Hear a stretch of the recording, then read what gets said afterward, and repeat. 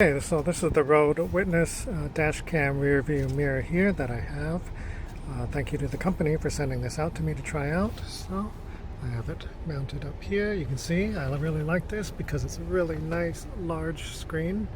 Right now this is the rear view, which is in 2.5K. You can switch to the front view here. So B is the back for rear view.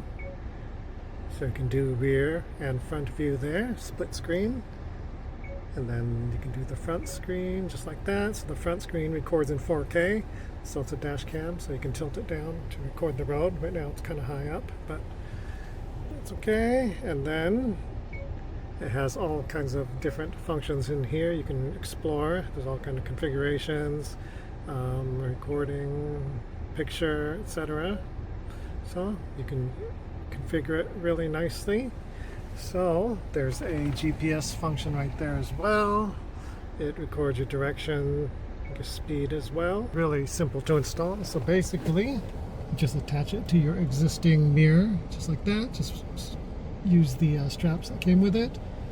Stick it to your rear view mirror, and then you can run the wire up through here.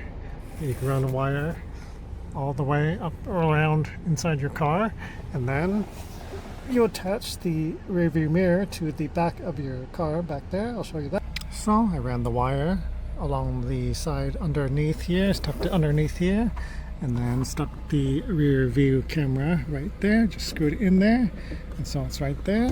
So yeah, this is just a really nice rear view mirror here that records at the same time.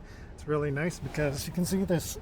Well, you can't see, but the back window back there is tinted, so it's really dark at night. So this helps you see clearly. It records really nice, crisp and clear, so you can read license plates and everything.